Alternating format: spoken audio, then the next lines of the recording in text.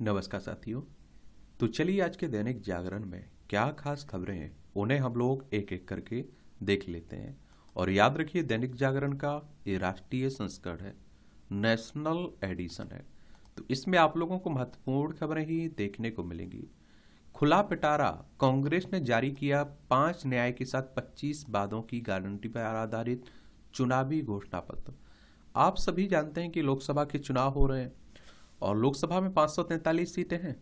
और इसमें अगर आप देखें लोकसभा सदस्य की लिए न्यूनतम उम्र 25 साल रखी गई है और अधिकतम उम्र की कोई सीमा नहीं रखी गई है। और लोकसभा सदस्य का चुनाव डायरेक्ट जनता यानी कि मतदाताओं के द्वारा होता है। अगर आपकी उम्र 18 साल हो चुकी है तो वोटर सूची में आपका नाम जुड़ चुका होगा, आप लोग वोट डालने भी जाते हैं। और आप देखेंगे कि ये चुनाव कौन करवाता है? इलेक्शन कमीशन ऑफ इंडिया, भारतीय निर्वाचन आयोग, एक संवैधानिक संस्था है।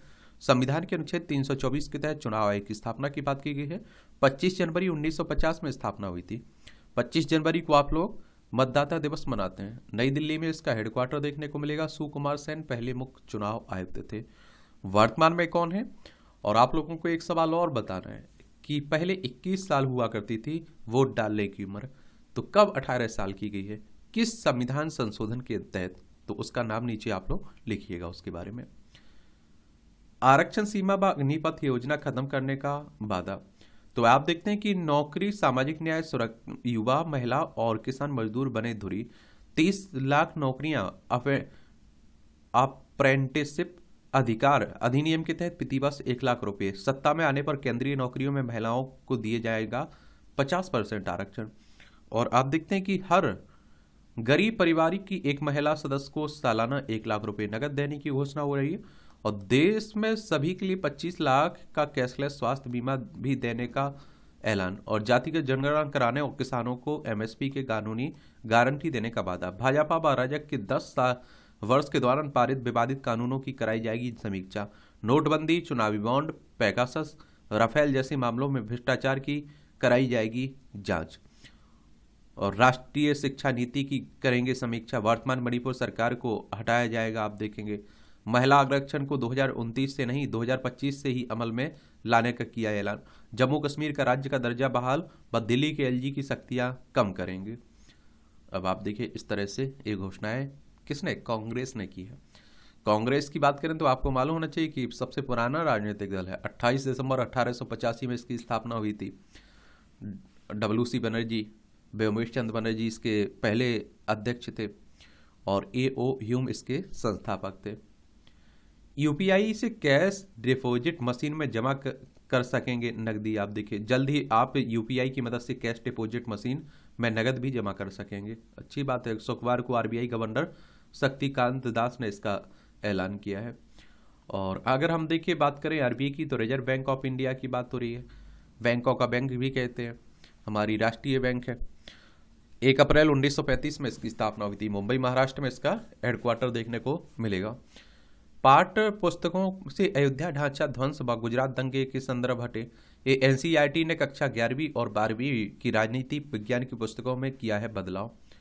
और एनसीईआरटी आप लोग पढ़ते रहते होंगे और मैं आप लोगों से देखिए कहता भी हूँ कि एनसीईआरटी अगर आप लोगों को पढ़ना है तो पुरानी पढ़िएगा, क्योंकि अब आप देखते हैं कि नई में अगर हटा दिया जा रहा है इतना सब तो आप लोगों को कहाँ से फायदा पहुँचाएंगे। तो कोशिश करना कि पुरानी एनसीईआरटी पढ़ें, जिससे एक आपको कम से कम नॉलेज तो हो। मैं कहता हूँ अब हटा दिए गए टॉपिक क्या किया गया वो अपने लिए ज़्यादा मायने नहीं रखेगा। National council of education research and training यानी कि एनसीईआरटी का पूरा नाम है।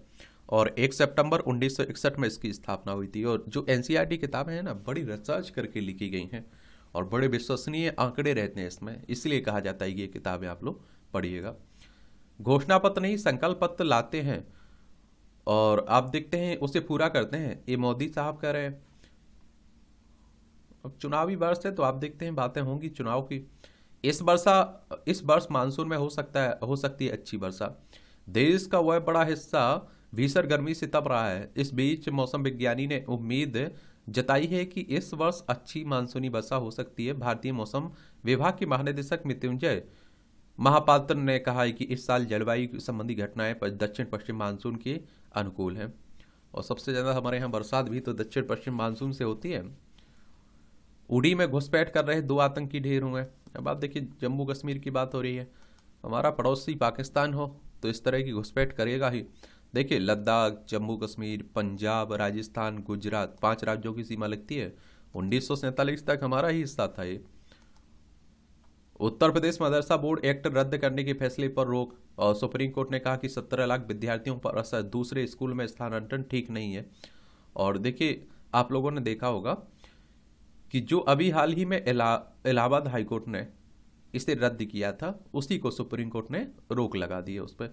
सुप्रीम कोर्ट यानी कि सर्वोच्च अदालत की बात हो रही है। और एक संविधानिक संस्था है, संविधान के अनुच्छेद 124 के तहत सुप्रीम कोर्ट की स्थापना की बात की गई है। और इसमें कहा जा रहा है कि धार्मिक शिक्षा दी जाती है इसमें, और आप देखते हैं कि आधुनिक शिक्षा नहीं दी जा रही है, बच्चों को कौशलता प्रदान नहीं की जा रही है। और इसी को ध्यान में रखते हुए इस अधिनियम को रद्द कर दिया था किसने? इलाहाबाद हाई कोर्ट ने। और उत्तर प्रदेश की बात करें तो आप देखिए, लखनऊ इसकी राजधानी आपको देखने को मिलेगी। अंतर्राष्ट्रीय सीमा इसकी नेपाल से लगती है। राज्यों में बिहार हो गया, झारखंड हो गया, छत्तीसगढ़ हो गया, मध्य प्रदेश, राजस्थान, हरियाणा, हिमाचल प्रदेश, उत्तराखंड और दिल्ली से, नई दिल्ली, 8 राज्यों से लगती है, और एक केंद्र शासित प्रदेश दिल्ली से लगती है। विधानसभा में 403 सीटें हैं, विधान परिषद में 100 सीटें हैं, राज्यसभा में 31 सीटें हैं, लोकसभा में 80 सीटें हैं। योगी आदित्यनाथ यहाँ के चीफ मिनिस्टर हैं। क्या है? मुख्यमंत्री आपको देखने को मिलेंगे यहाँ। होम वोटिंग से महासमर 2024 का शुभारंभ। लोकसभा चुनाव के पहले चरण के लिए शुक्रवार से होम वोटिंग की शुरुआत हो गई है। और भारतीय निर्वाचन आयोग ने 85 वर्ष से अधिक उम्र वर्ग व 40% से अधिक दिव्यांग मतदाताओं को होम वोटिंग की सुविधा, घर से ही वोट डालने की सुविधा की बात हो रही है। द केरल स्टोरी का दूरदर्शन पर प्रसारण रोकने की नाकाम सियासत।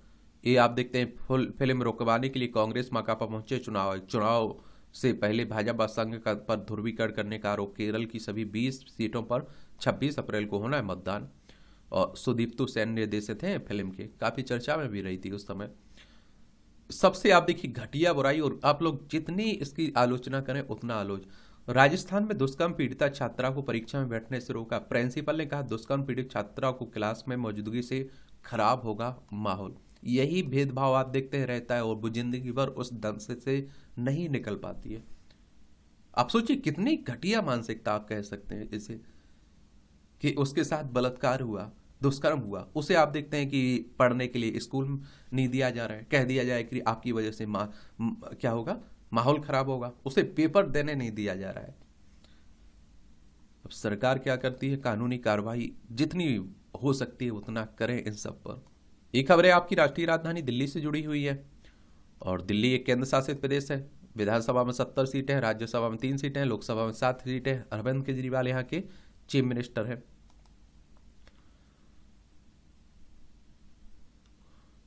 आजकल आप देख रहे हैं कि दिल्ली में भी अरविंद केजरीवाल के बुरे दिन चल ही रहे हैं।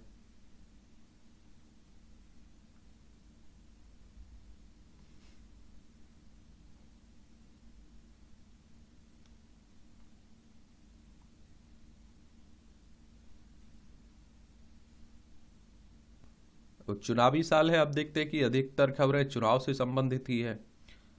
1991 में लाल कृष्ण आडवाणी ने पहली बार लोकसभा की 2 सीटों गांधीनगर और नई दिल्ली से चुनाव लड़ा था। इन दोनों सीटों से जीत हासिल की थी। बाद में उन्होंने नई दिल्ली सीट से त्यागपत्र दे दिया था। अब आप देखेंगे, जो आपसे क्वेश्चंस पूछा था ना, उसका जवाब आपको यहाँ मिल जाएगा। 18 साल के युवाओं को मिला वोट देने का हक। दुनिया के सबसे बड़े लोकतांत्रिक देश भारत के लिए साल 1989 काफी अहम रहा। इसी साल वोट देने की उम्र सीमा 21 से घटाकर 18 कर दी गई थी। और सरकार के इस फैसले के बाद मतदान करने वालों में युवाओं की भागीदारी बढ़ी। भारतीय संविधान के 61वें संविधान संशोधन के बाद इस फैसले को 1989 में लागू किया गया। और उस समय राजीव गांधी प्रधानमंत्री थे, और 1984 में इंदिरा गांधी की हत्या के बाद राजीव गांधी को प्रधानमंत्री बनाया गया। राजीव गांधी के कार्यकाल को कई अहम फैसलों के लिए याद किया जाता है, और उनमें से ही एक सबसे अहम फैसला था 18 साल के युवाओं को आप देखिए मतदान करने का अधिकार देना। युवाओं की बड़ी भागीदारी आप देखेंगे फिर।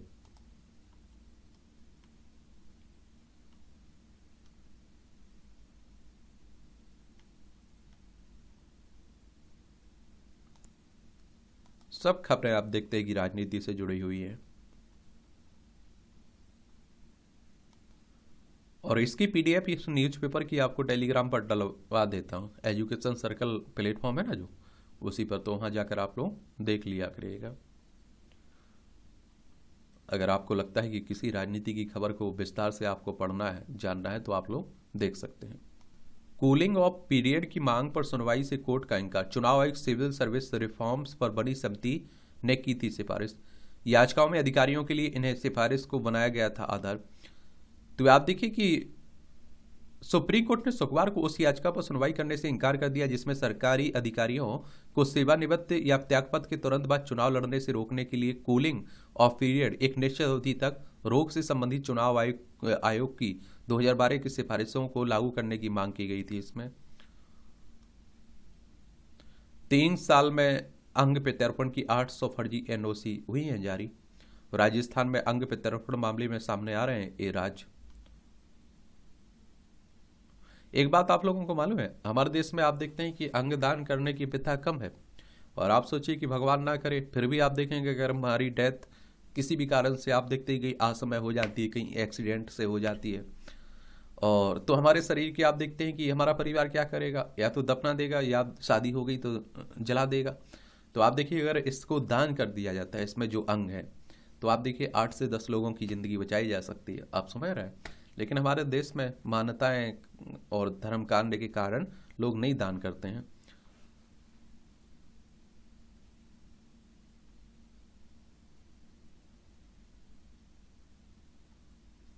दूसरे स्थान पर परीक्षा देने का दोषी आईएएस अधिकारी तमर निलंबित हुआ है। सीबीआई कोर्ट ने ठहराया था दोषी, 3 साल की सजा व जुर्माना लगाया गया है। तो ध्यान रखा करिएगा।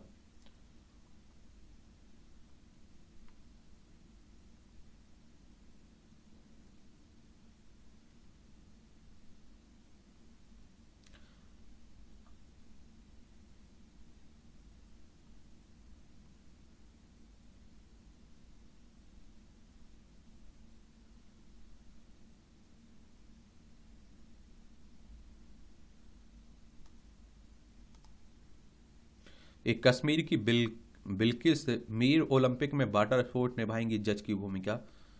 अब आप सोचिए, पत्थरबाजी गढ़ रहे डाउनटाउन और डल की लहरों से शुरू हुआ सफर पहुंचा पेरिस में। वाटर स्पोर्ट्स में पहली बार भारतीय महिला जज की भूमिका निभाएंगी। और आप देखते हैं कि बहुत सारा बदलाव देखने को मिल रहा है जब से 370-35 से हटाया गया। जम्मू कश्मीर से को जो विशेष राज्य का दर्जा एक तरह से मिला हुआ था, वो आप देखेंगे। हथियारों की तस्करी में लालू यादव के खिलाफ स्थायी गिरफ्तारी वारंट ग्वालियर के एमपी एमएलए कोर्ट ने जारी किया है। वर्ष 1997 में आर्म्स स्टोर संचालन ने की थी मामले की शिकायत, तो उसी मामले में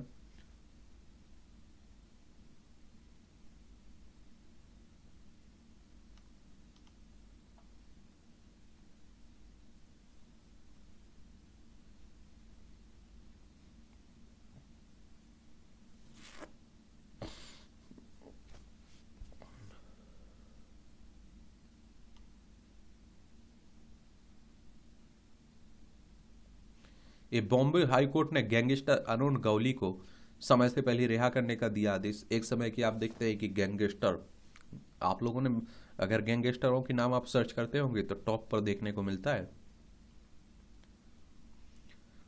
चिर स्मरणीय हिमालय में प्रकृति का श्रृंगार और लोक का सत्कार। केदार कंठा में से सूर्योदय और सूर्यास्त के समय स्वर्णिम आभा बिखरती है, नजर आती है, और वर्ष से आच्छादित रहता है ये वर्ष। तो अच्छी पर्यटन के लिए आप देखेंगे लोग घूमने जा सकते हैं, और पर्यटन क्षेत्र हमारी अर्थव्यवस्था में एक बड़ा योगदान भी देता है। अब आप देखिए संपादकीय पाठ है, ये आपको प्रीलिम्स में, मुख्य परीक्षा में, इंटरव्यू में, हर जगह मदद पहुंचाते हैं। एक सामान्य जानकारी आप लोगों को यहाँ से मिल जाती है। जनतांत्रिक राजनीति की नई शैली। विपक्ष को यह समझना होगा कि पीएम मोदी जनतांत्रिक राजनीति को एक नया स्वरूप प्रदान कर रहे हैं। देख सकते हैं, अगर आपको पढ़ना है, राजनीति में थोड़ी बहुत दिलचस्पी रखते हैं तो ये आप लोग आर्टिकल पढ़ सकते हैं।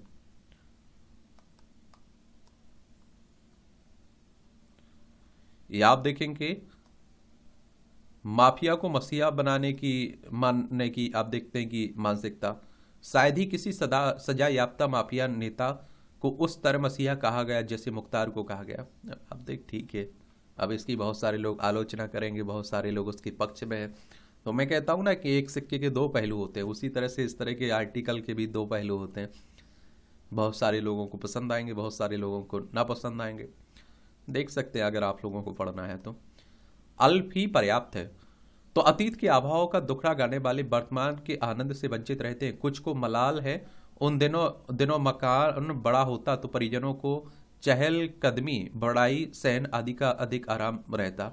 जीवन बेहतर होता, दूसरों के माता पिता, सहोदय, संबंधी या मित्र जितने भले हैं उनके भी होते तो वे गुल खिला देते। जो जितना आज उपलब्ध है उसमें आतृप्त रहना। कुछ कुछ आप देखते हैं कुछ ने अपनी नीति बना ली है और अपनों परायों के जैसे मकान उनके पास जितनी चल अचल संपत्ति है उससे बेहतर और अधिक चाहिए।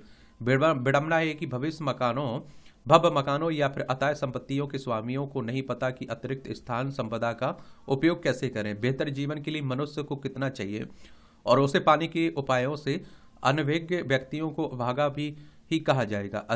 अधिक की चाहत में भटकते वे बेचारे नहीं जानते कि सीमित सुविधाओं साधनों के बावजूद सुखमय जीवन बिताया जा सकता है। सुस्वादु या फिर अधिक भोजन का सेवन व्यक्ति को अधिक स्वस्थ नहीं रखता है बल्कि यह अनेक व्याधियों का कारण बनता है। और जितनी बीमारियों और मौतें अधिक खाने से हो रही है उतना कम खाने से नहीं होती है।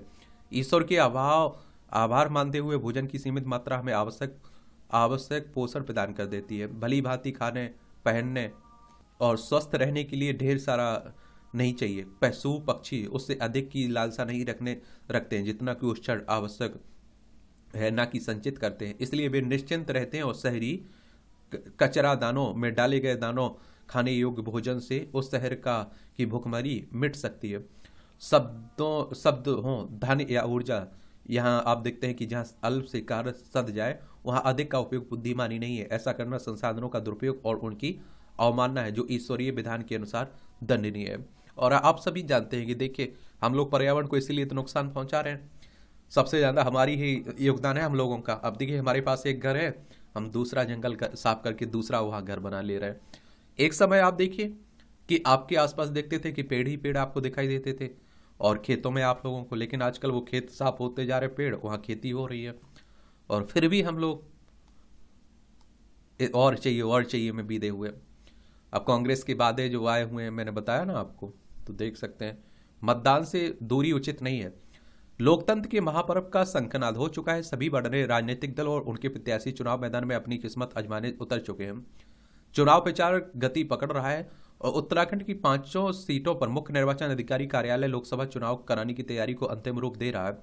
इन तैयारियों के बीच कई स्थानों पर व्यवस्था से नाराज मतदाताओं की मतदान से दूरी बनाने के निर्णय लेने की बात सामने आ रही है। ऐसा कर क्षेत्र विशेष की जनता अपनी मांगों को मनवाने के लिए दबाव बनाने का प्रयास कर रही है और इस कदम को लोकतांत्रिक व्यवस्था बिल्कुल भी उचित नहीं कहा जा सकता है। ऐसे में क्षेत्रवासियों को यह सोचने की जरूरत है कि जिस कार्य के लिए वे यह कदम उठा रहे हैं उसका समाधान सक्षम जनप्रतिनिधि चुनकर उसके माध्यम से कराया जा सकता है। और किसी समस्या का समाधान ना होने पर तंत्र के प्रति नाराजगी तो हो सकती है, लेकिन इसका हल लोकतांत्रिक प्रक्रिया को बाधित करना कतई नहीं है। और देखा जाए तो यह सबसे अधिक मौका है जब मतदाता प्रत्याशियों के सामने अपने विषयों मांगों को रख सकते हैं। सभी प्रत्याशियों से बातचीत कर यह देखें कि कौन उनकी मांगों का समाधान कराने में सक्षम है, उनकी मांगों को इस सक्षम स्तर तक ले जा सकता है जहां इनका समाधान होना चाहिए एक तरह से वहां से। और ऐसे प्रत्याशियों को मत देकर न केवल लोकतांत्रिक व्यवस्था को मजबूत किया जा सकता है बल्कि अपने विषयों को सही प्लेटफॉर्म पर भी रखा जा सकता है। राज्य मुख्य निर्वाचन अधिकारी कार्यालय लोकतंत्र के इस महापर्व पर अधिक से अधिक मतदाताओं की भागीदारी सुनिश्चित कराने का लक्ष्य रखा। यह समझने की जरूरत है कि अपने बहुमूल्य मत का प्रयोग न करना किसी समस्या का समाधान नहीं है बल्कि लोकतांत्रिक प्रक्रिया में सक्रिय भागीदारी में ही समस्या का समाधान निहित है। और एक बात और आपको बताता हूँ, देखिए हमारे देश में लोकतंत्र में ऐसा लग रहा है और वोट डालने में भरोसा लोगों का कम बचा हुआ है। आप सोचिए 67% वोट पड़े थे 2019 के लोकसभा चुनाव में, यानी कि वो कितने 33% लोग कहाँ गए? 100 में से 33 लोगों ने क्यों वोट नहीं दिया? उस पर आप देखते हैं कि थोड़ी होना चाहिए रिसर्च के आखिर क्या परेशानी है, क्यों नहीं ये लोग वोट दे रहे हैं। और बहुत सारे लोगों का आप देखते हैं कि वोट से भरोसा भी उठ जाता है, वो कहते हैं अरे हमारे वोट से क्या होने वाला, हम क्यों जाएं देने। तो वो भी बात है मुझे लगता है। मानव विकास को मिली प्राथमिकता। ये मानव विकास किसी भी राष्ट्र की प्रगति और समृद्धि की आधारशिला है। हाल ही में संयुक्त राष्ट्र द्वारा जारी मानव विकास संबंधी रिपोर्ट में 193 देशों की सूची में भारत को 134वां स्थान मिला है। 193 देशों को शामिल किया गया था और 134वां स्थान भारत को मिला है। देश पिछले वर्ष की तुलना में एक स्थान आगे जरूर आया है, लेकिन मामूली सुधार पर्याप्त प्रगति का संकेत देने में विफल रहा है। श्रीलंका को 78वां, चीन को 75वां, जैसे पड़ोसी देशों की तुलना में भारत काफी पीछे है। यहां तक कि भारत भूटान 125वें स्थान पर है, बांग्लादेश 129वें स्थान से भी हम लोग नीचे हैं। हालांकि सूचकांक के कुछ कारकों में भारत में सुधार हुआ है। भारत में जीवन प्रत्याशा 67.2 से बढ़कर 67.7 हो गई। स्कूली शिक्षा के अपेक्षित वर्षों में 12 से आप देखिए 12.6 की वृद्धि होने का अनुमान है। प्रति व्यक्ति सकल राष्ट्रीय आय भी 6,542 से बढ़कर आप देखिए $6,951 हो गई है। और ये औसत निकाली जाती है, ये बात आप लोग याद रखिएगा, ठीक है। मानव विकास सूचकांक हमें यह बताता है कि इसी देश में लोगों की स्वास्थ्य और शिक्षा तक पहुंच कितनी है, उनका जीवन स्तर कैसा है। पाकिस्तानी अर्थशास्त्री महबूब अल हक ने मानव विकास सूचकांक बनाया था। यह सूचकांक नोबेल पुरस्कार विजेता अर्थशास्त्री डॉक्टर अमर्त्य सेन की मानवीय क्षमता का अवधारणा पर आधारित है। मानव विकास के 3 प्रमुख बिंदुओं के आधार पर इस सूचकांक का निर्माण किया जाता है। जन्म के समय, जीवन प्रत्याशा और संभावित स्कूल शिक्षा और पीपीपी आधार पर प्रति व्यक्ति सकल राष्ट्रीय आय। इस प्रकार इसमें देखा जाता है कि लोग अपने जीवन में बुनियादी चीजों जैसे शिक्षा, स्वास्थ्य, समुचित जीवन स्तर पाने में सक्षम है या नहीं। ताजा रिपोर्ट बताता है कि भारत ने जो प्रगति की है वह पर्याप्त नहीं है। अभी भी सभी नागरिकों के लिए जीवन की न्यूनतम गुणवत्ता सुनिश्चित करने की चुनौती बरकरार है। 2047 तक विकसित देश बनने का लक्ष्य तभी सार्थक होगा जब आप देखिए पर्याप्त मानव विकास होगा। मानव विकास रिपोर्ट में भारत की निम्न स्थितियां इसलिए भी चिंताजनक हैं क्योंकि यह दुनिया की सबसे अधिक आबादी वाला देश है। यहाँ विभिन्न प्रकार की असमानताएं हैं जिन्हें दूर करने की आवश्यकता है। अमीर गरीब की खाई बढ़ती जा रही है। श्रम बल भागीदारी में लिंग अंतर बहुत व्यापक है, जिसमें महिलाएं 28.3% जबकि पुरुष 76.1% हैं। घर, कार्यस्थल और समाज में महिलाओं की स्थिति में सुधार के बिना मानव विकास में कोई भी गुणात्मक सुधार संभव नहीं है। और आप देखिए समाज के कमजोर वर्गों के लिए कल्याणकारी कार्यक्रम मौजूद हैं, लेकिन आप देखिए कार्यान्वयन को और बेहतर बनाने की जरूरत है। शिक्षा और स्वास्थ्य जैसे सबसे महत्वपूर्ण मानकों पर पहले की तुलना में कहीं अधिक गंभीरता से ध्यान देने की आवश्यकता है। और देखिए यूएन की बात करें तो संयुक्त राष्ट्र की बात हो रही है, यूनाइटेड नेशंस की। 24 अक्टूबर 1945 में इसकी स्थापना हुई थी। न्यूयॉर्क यूएसए में इसका हेडक्वार्टर देखने को मिलेगा। आप देखिए ये कुछ टिप्पणियां रहती हैं, कमेंट, तो इन्हें भी देख सकते हैं आप लोग। पड़ोसी देशों के साथ बिजली का व्यापार, तो पड़ोसी देश है ना हमारे सब, तो उन्हीं की बात हो रही है। तो विदेश मंत्री एस जयशंकर ने कुछ माह पूर्व नेपाल की यात्रा की थी और इस दौरान नेपाल के ऊर्जा सचिव गोपाल सेगडेल और उनके भारतीय समकक्ष पंकज अग्रवाल ने 10,000 मेगावाट विद्युत विपणन के लिए एक द्विपक्षीय समझौते पर हस्ताक्षर किए थे। हालांकि इस समझौते का इतिहास पुराना है और आप देखिए वस्तुतः नेपाल, भूटान, श्रीलंका, तिब्बत, पाकिस्तान, अफगानिस्तान और बांग्लादेश भारतीय उपमहाद्वीप का हिस्सा है और भारत की सीमा इन देशों के साथ चीन और म्यांमार से भी लगती है। इन देशों के बीच सामान्य हितों के मामलों को सुविधाजनक बनाने के लिए 1985 में दक्षिण एशियाई क्षेत्रीय संगठन यानी कि सार्क, वर्ष 1997 में Bay of Bengal initiative for multi sectoral technical and economic corporation BIMSTEC का गठन किया गया था। वर्तमान में अफगानिस्तान, बांग्लादेश, भूटान, भारत, मालदीव, नेपाल, पाकिस्तान और श्रीलंका सार्क के सदस्य हैं। वहीं बिम्स्टेक के देखें तो बिम्स्टेक में आप देखते हैं बांग्लादेश, भारत, श्रीलंका और थाईलैंड, म्यांमार, नेपाल और भूटान शामिल हैं। इन दोनों संगठनों के बारे में याद रखिएगा और मैं तो कहता हूँ इस तरह के संगठनों के बारे में एक सामान्य जानकारी जरूर रखा करिएगा। इनसे क्वेश्चंस हर साल पूछे जाते हैं आपके एग्जाम में। और आप देखते हैं कि इसमें सार्क और बिम्स्टेक देशों में से भारत संसाधनों, क्षमता, तकनीक और विशेषज्ञता के हिसाब से विद्युत ऊर्जा क्षेत्र में आगे रहा है। और आप देखते हैं इसलिए इस समूह के अधिकांश देश अपने यहाँ विद्युत ऊर्जा क्षेत्र के संवर्धन के लिए भारत की ओर देखते हैं। और भारत में आप देखिए 4 देशों से विद्युत ऊर्जा का आदान प्रदान करता है।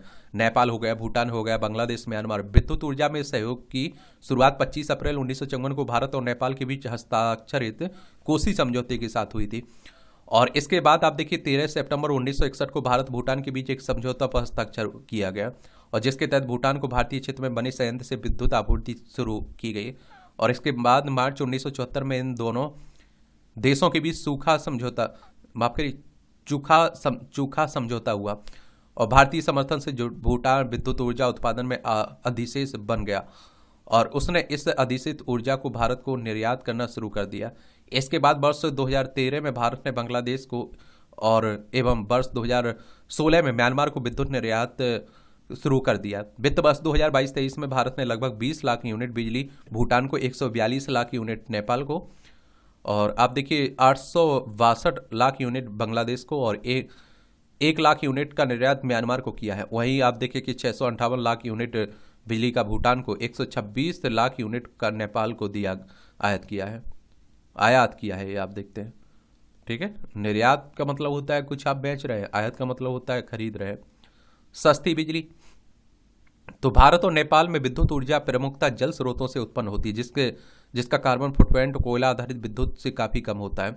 भारत के तकनीकी एवं वित्तीय सहयोग से इन दोनों देशों में पनबिजली संयंत्रों का अभूतपूर्व विकास हुआ है, और जिस कारण जलवायु परिवर्तन और आर्थिक दृष्टि से पूरे उपमहाद्वीप को फायदा हुआ है। आज जल विद्युत का भारत को निर्यात भूटान के राजकोषीय राजस्व और अर्थव्यवस्था में सबसे ज्यादा योगदान देता है।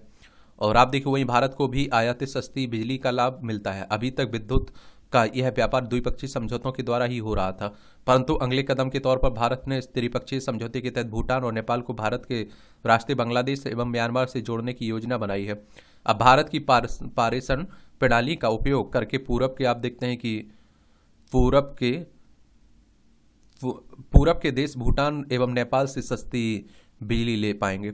और उल्लेखनीय है कि क्रॉस बॉर्डर ट्रांसमिशन लिंक्स से भारत का नेपाल, भूटान, बांग्लादेश और म्यांमार के साथ विद्युत व्यापार संभव हो पा रहा है। फिलहाल भारत कुछ अन्य देशों के साथ आप भी विद्युत पारेषण संभव बनाने के लिए नए ट्रांसमिशन लिंक्स पर काम कर रहा है। श्रीलंका को भारतीय ग्रिड से जोड़ने के लिए समुद्री केबल एवं थाईलैंड को जोड़ने के लिए म्यांमार के रास्ते विकल्पों पर बातचीत जारी है। इन ट्रांसमिशन लिंक्स के बनने से भारत आप देखते हैं भारत के उत्तर पूर्व एवं दक्षिण में स्थित देश भारत के रास्ते एक दूसरे से जुड़ जाएंगे, जिससे न केवल बिम्स्टेक कॉमन ग्रिड का सपना साकार हो जाएगा, बल्कि भारत का भू राजनीतिक वर्चस्व भी बढ़ेगा। एशिया के अधिकांश हिस्सों से जुड़ाव, सर्वविदित कारणों से पाकिस्तान आप देखते हैं कि पाकिस्तान से इस क्षेत्र में साझेदारी की संभावना कम है। हालांकि भारत ने अफगानिस्तान विद्युत ऊर्जा के विकास के लिए काफी काम किया है। भारत ने वहां घरेलू विद्युत पारेषण तंत्र भी विकसित किया है। अफगानिस्तान और भारत को ट्रांसमिशन लिंक्स के माध्यम से जोड़ने में सबसे बड़ी बाधा गुलाम जम्मू कश्मीर है, जो भारत का वह अभिन्न भाग है जिसमें अफगानिस्तान सीमा साझा करता है। अफगानिस्तान का विद्युत ग्रिड पहले से ही ईरान, तजाकिस्तान, तुर्कमेनिस्तान और उज्बेकिस्तान से जुड़ा हुआ है, जो आगे अन्य देशों से भी अपने ग्रिड साझा करते हैं। और यह कहना गलत नहीं होगा कि अगर भारत अफगानिस्तान से भी जुड़ पाता है तो विद्युत ऊर्जा के लिए मध्य पूर्व एशिया से लेकर दक्षिण पूर्व एशिया का जुड़ाव आने वाले समय में जल्द ही संभव है। आज भारत 434 गीगावाट की विद्युत उत्पादन क्षमता के साथ यहाँ उल्लेखित सभी देशों से आगे है।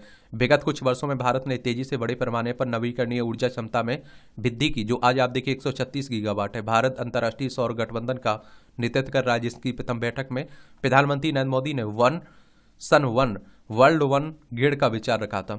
और इस पहल का उद्देश्य विभिन्न क्षेत्रीय ग्रिडों को एक आप देखते हैं कि सामान्य ग्रिड के माध्यम से जोड़ना, ताकि असीमित नवीकरणीय ऊर्जा विशेष रूप से और सौर ऊर्जा का अधिकाधिक उपयोग किया जा सके, जीवाश्म ईंधन पर विश्व की निर्भरता कम हो सके। भारत को अग्रसर होकर इस संदर्भ में विश्व को एक दिशा देनी होगी, जिससे आप देखिए यह सपना जल्द साकार हो सके, और निश्चित ही यह जलवायु परिवर्तन के दृष्टिकोण से भी लाभकारी सिद्ध होगा। महंगाई और विकास में संतुलन साधने की पहल, तो आप देखिए महंगाई के स्तर पर उल्लेखनीय गिरावट दर्ज नहीं होने के कारण 5 अप्रैल को भारतीय रिजर्व बैंक ने मौद्रिक समीक्षा में रिपोर्ट दर को 6.5% यथावत रखते हुए अन्य नीतिगत दरों में कोई परिवर्तन नहीं किए।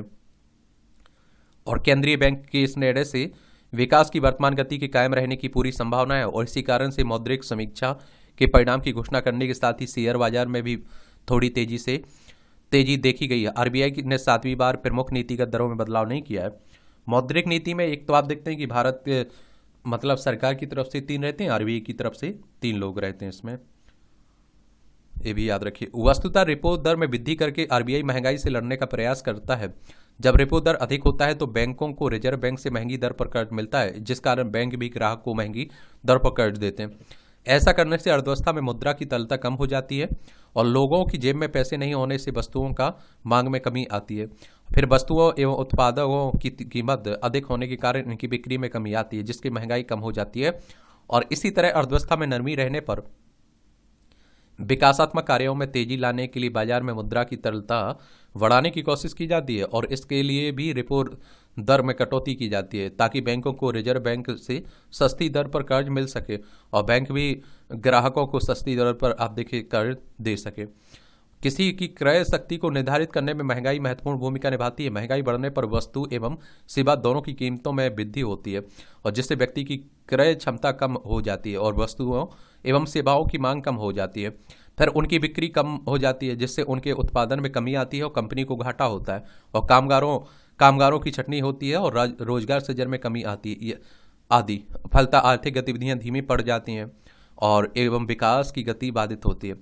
वैसे आप देखिए वित्त वर्ष 2024-25 में राजस्व संग्रह में बढ़ोतरी हुई है और आगामी महीनों में भी कर और गैर कर राजस्व संग्रह में तेजी आने की संभावना है। वस्तु एवं सेवा कर संग्रह भी विगत 6 माह से निरंतर 1.5 लाख करोड़ रुपए से ऊपर के स्तर पर बना हुआ है। इसलिए माना जा रहा है कि वर्ष 2024-25 के दौरान सरकार उधारी कम लेगी और जिससे आमजन और कारोबारियों पर से कर का बोझ कम हो सकता है। 2 अप्रैल को जारी की गई HSBC इंडिया PMI आंकड़ों के अनुसार विनिर्माण आंकड़ा मार्च 2024 में 59.1 के स्तर पर पहुंच गया है, जो विगत वर्ष 2016 के दौरान उच्चतम स्तर पर है। 16 वर्षों के दौरान फरवरी में यह 56.9 स्तर पर रहा था। अक्टूबर 2020 के बाद से मांग में वृद्धि के कारण यह 59.1 के स्तर पर पहुंच सका। इतना ही नहीं, विनिर्माण PMI लगातार 33वें महीने 50 के स्तर से ऊपर रहा है और 50 से ऊपर का स्तर विनिर्माण गतिविधियों के विस्तार का संकेतक है, जबकि 50 से कम का स्तर संकुचन का। और इस बीच यह तथ्य भी सामने आया है कि महंगाई केंद्रीय बैंकों द्वारा तय की गई सहनशीलता सीमा के अंदर रहने के बावजूद कुछ अधिक है। इसलिए आरबीआई द्वारा मौद्रिक समीक्षा में रेपो दर सहित आप देखते हैं कि अन्य नीतिगत दरों को यथावत रखना समीचीन निर्णय है। इससे महंगाई और विकास दर के बीच संतुलन कायम रहेगा और जिससे आमजन को ज़्यादा परेशानी नहीं होगी और देश में आर्थिक विकास की गति भी तेज बनी रहेगी। तो इस तरह से ये भी अच्छा है। इस तरह के कॉलम होना चाहिए, इस तरह के आर्टिकल होना चाहिए। 8वां अजूबा खरी खरी तंज कसा जा रहा है। अब आप देखिए, हाल में जर्मनी अमेरिका ने भारत में लोकतंत्र संबंधी आंतरिक मामले में दखल देने का प्रयास किया, जिसे भारत ने कूटनीतिक रूप से निपटा तो दिया, परंतु इसके एक नई बहस भी छिड़ गई है। महंगाई का हाथी काबू में, सस्ते कर्ज के लिए अभी इंतजार करना पड़ेगा। जो 6.5% है ना अभी रेपो रेट, 31.2 लाख करोड़ का कर्ज बांटा है बैंकों ने 2023-24 में। शुल्क मुक्त पीली मटर आयात का समय 2 माह बढ़ा। एप्पल ने 600 कर्मचारियों को नौकरी से निकाला। देखिए, इसलिए कहते हैं सरकारी नौकरी जरूरी है, समझ रहे हैं। नवीकरणीय ऊर्जा से बना अमोनिया खरीदेगी इफको। 15% नौकरियों में कटौती करेगा जी एंटरटेनमेंट। अपना सौर भंडार तैयार कर रहा है भारत। 10 अप्रैल को लॉन्च होगी एमो मोबिलिटी की नई इलेक्ट्रिक बाइक। भारत के विकास दर 8% रहने का अनुमान हमारा नहीं है। जूली के अंतर्राष्ट्रीय मुद्रा कोष ने जारी किया स्पष्टीकरण और प्रवक्ता ने कहा कि कृष्णा मूर्ति का बयान भारत के प्रतिनिधि के तौर पर था। चलिए, ये आप लोग देखिए। IMF की अगर हम लोग बात करें तो इंटरनेशनल मॉनेटरी फंड की बात हो रही है, अंतर्राष्ट्रीय मुद्रा कोष की बात कर रहा हूँ। मैं कह रहा हूँ ना कि इस तरह के संगठनों के बारे में एक सामान्य जानकारी जरूर रखिएगा। 27 दिसंबर 1945 में इसकी स्थापना हुई थी और आप देखेंगे कि वॉशिंगटन DC USA में इसका हेडक्वार्टर देखने को मिलेगा। 190 देश हैं अभी इसके मेंबर हैं और राजभाषा इसकी अंग्रेजी है। और आप देखेंगे कि अंतर्राष्ट्रीय मौद्रिक सहयोग को बढ़ावा देना, अंतर्राष्ट्रीय व्यापार को सुविधाजनक बनाना, सतत आर्थिक विकास को बढ़ावा देना, भुगतान संतुलन की कठिनाइयों का सामना करने वाले सदस्यों को संसाधन उपलब्ध कराना, अंतर्राष्ट्रीय वित्तीय संकटों को रोकना और उनसे उभरने में सहायता करना IMF का उद्देश्य है, अंतर्राष्ट्रीय मुद्रा कोष का। 2025 तक बंद कर देंगी यूरिया का आयात, मांडविया साहब कह रहे हैं, केंद्रीय उर्वरक मंत्री है ना।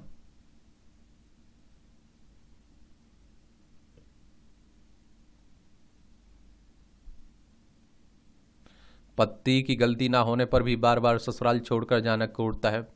बहू के घरेलू कामों पर इतराज जताना सास की क्रूरता नहीं है। हाईकोर्ट। आजकल इस तरह के पारिवारिक मामले ज़्यादा देखने को मिल रहे हैं। हमें आपको तो मुश्किल से आप देखते हैं कि इस सब के बारे में मालूम होगा, क्योंकि आप हम शादीशुदा नहीं है ना।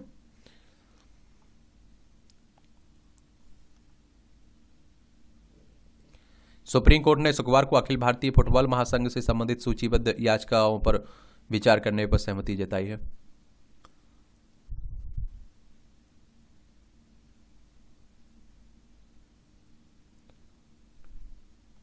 गवाहों को पट्टी पढ़ाया जाना चिंताजनक है, सुप्रीम कोर्ट कह रहा है। अब आप देखिए अंतर्राष्ट्रीय खबरें हैं, और अंतर्राष्ट्रीय स्तर पर काफ़ी उठापटक चल ही रही है। आप लोग देख रहे हैं, आप देख रहे हैं कि रूस यूक्रेन में चल रही है, और आप देखते हैं कि इजराइल में भी चल रही है। अदन की खाड़ी आप देखेंगे, ये अदन की खाड़ी, अरब सागर, लाल सागर, भूमध्य सागर, इजराइल।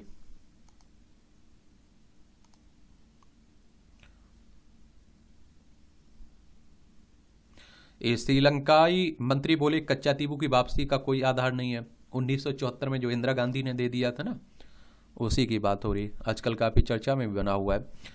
तो श्रीलंका ने मंत्री ने कहा कि 1974 के समझौते के अनुसार दोनों पक्षों के मछुआरे दोनों देशों के क्षेत्रीय जल में मछली पकड़ सकते हैं, लेकिन बाद में इसकी समीक्षा की गई और 1976 में इसमें संशोधन किया गया। उसके बाद दोनों देशों के मछुआरों को पड़ोसी जल में मछली पकड़ने पर प्रतिबंध लगा दिया गया था। मालदीव को आलू, प्याज समेत कई वस्तुओं का निर्यात करेगा भारत। द्विपक्षीय समझौतों के तहत दी गई इन वस्तुओं की निर्यात की मंजूरी। 1981 में हुए समझौते के बाद से सर्वाधिक बढ़ाया गया निर्यात कोटा। ये आप देखते हैं, यहाँ भी नए राष्ट्रपति बने हैं ना, मुइज्जू साहब, उनका झुकाव आप देखते हैं कि चाइना की तरफ देखने को मिल रहा है।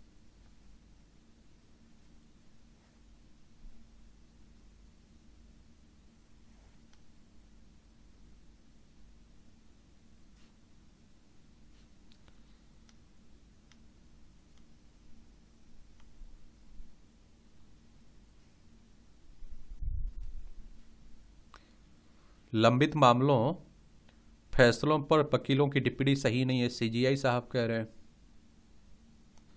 ये आप देखिए खेल से जुड़ी ही खबरें हैं, ये भी पढ़ते रहा करिएगा आप लोग। आईपीएल चल ही रहा है तो देख ही रहे होंगे आप लोग।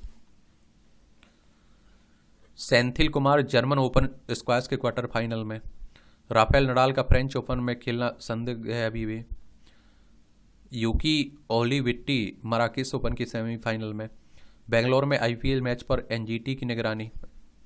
राष्ट्रीय ग्रैंड ट्रिब्यूनल की बात हो रही है ना।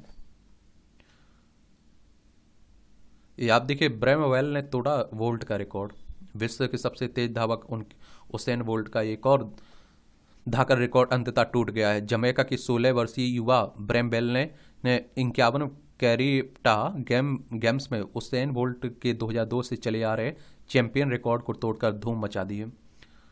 और आप देखें कि 400 मीटर स्पर्धा स्वर्ण पदक जीतने के प्रबल दावेदारों में से एक है। ब्रेमवेल ने 400 मीटर की दूरी 47.26 सेकंड में तय की है, और आप देखते हैं कि उसेन बोल्ट ने 47.33 सेकंड में पूरी की थी। जीत की जिद। किसी भी परीक्षा में अपनी सफलता सुनिश्चित करने और पहचान बनाने के लिए अपने मन मस्तिष्क में जीत की जिद पैदा करनी होगी, क्योंकि ज़रूरी भी है ऐसा। और मैं कहता हूँ कि आप कहीं भी जा रहे हैं, घूमने जा रहे हैं, आपके दिमाग में अगर आपका काम है ना, जो आपकी मंजिल है वो बनी हुई है, तो आपको सफल होने से कोई नहीं रोक सकता है। तो आजकल आप देखते हैं कि घर बैठे भी आप लोग बहुत बेहतर तैयारी कर सकते हैं।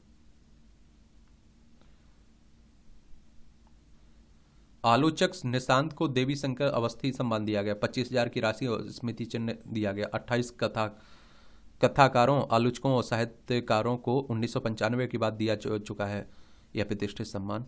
अच्छी बात है।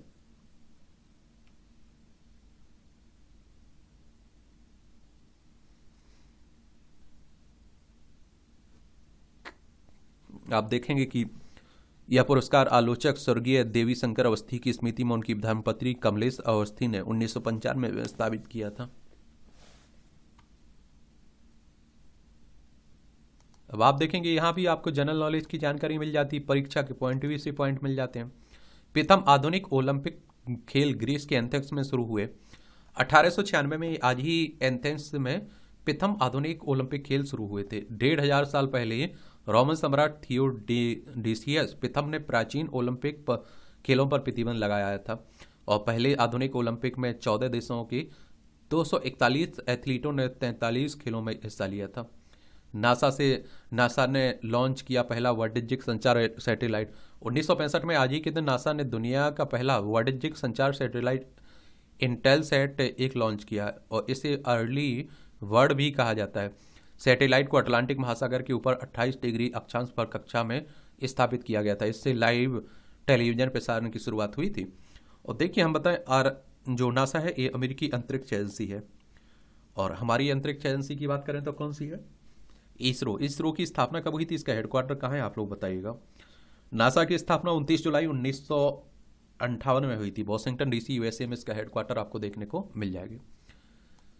सुचित्रा ने सत्यजीत राय और राज कपूर को भी कह दिया था ना। ये आप देखिए, अभिनेत्री सुचित्रा सेन का जन्म 1931 में आज ही अविभाजित भारत की पावना बांग्लादेश में हुआ था। उनकी पहली बांग्ला फिल्म शेष कोथा 1952 में थी, जो कभी प्रदर्शित नहीं हुई। अपनी अन्य प्रतिबद्धताओं के चलते उन्होंने फिल्मकार सत्यजीत राय को देवी चौधरानी फिल्म ठुकरा दी थी, जिसके बाद यह फिल्म बनी ही नहीं। उन्होंने राज कपूर के साथ भी काम करने से इनकार कर दिया था। 2005 में उन्हें दादा साहब फाल्के पुरस्कार से लेने से मना कर दिया था, क्योंकि वह जनता के सामने नहीं आना चाहती थी। कैंसर के इलाज का दुष्प्रभाव कम करने की खोज। स्तन और गर्भा कैंसर के इलाज में दुष्प्रभाव की रोकथाम में होगा ज्यादा प्रभावी और सुरक्षित। PARP प्रोटीन इनहिबिटर के जरिए स्वस्थ कोशिकाओं को मिलेगी सुरक्षा। वर्ल्ड फ्लू के संक्रमण को लेकर विज्ञानियों की चेतावनी। विज्ञानियों ने कहा कि कोविड से 100 गुना बदतर हो सकती है स्थिति। 2003 के बाद से H5N1 के संपर्क में आने वाले 52% लोगों की मौत हो चुकी है। सोचिए।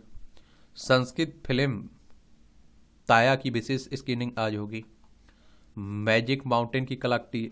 ये आप देखिए, जर्मनी के डुइसाबर्ग में आप देखिए tiger and turtle magic mountain roller coaster की कलाकृति प्रदर्शित की गई। यह स्थल यूरोप के इस्पात उद्योग के सबसे बड़े डंपिंग स्थलों में से एक है। नौकरी का शेड्यूल सामान्य से अलग है तो स्वास्थ्य संबंधी परेशानी हो सकती है, अनुसंधान कह रहा है। दुनिया के सबसे बुजुर्ग जीवित पुरुष बने टेनिस बोर्ड। 114 वर्षीय है। कितना? ये आप देखिए, अभी तक वेनेजुएला की 114 वर्षीय जुआन बेसेट के नाम था ये रिकॉर्ड।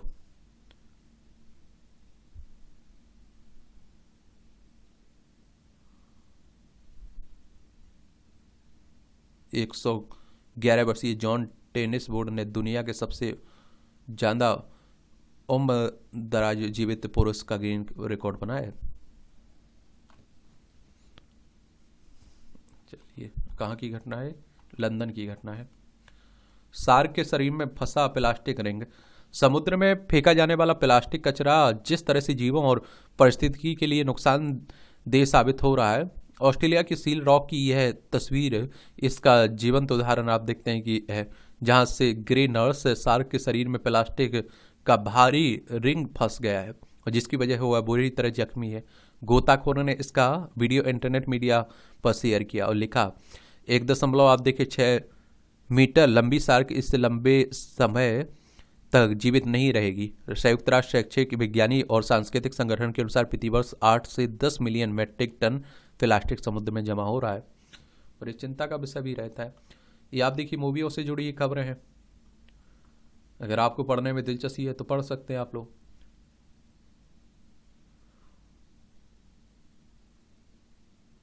इस तरह से आप देखेंगे आज के न्यूज़पेपर की कहानी खत्म होती है। आप लोग पढ़ते रहिए, एंजॉय करते रहिए। आपका कोई सवाल हो मेरे लिए, सुझाव हो तो आप लोग जरूर बता सकते हैं। और क्या, और ईमानदारी से तैयारी करिए, अपना 100% दीजिए अपनी तैयारी में। जो भी काम कर रहे हैं मैं कहता हूँ ईमानदारी से करते रहिए।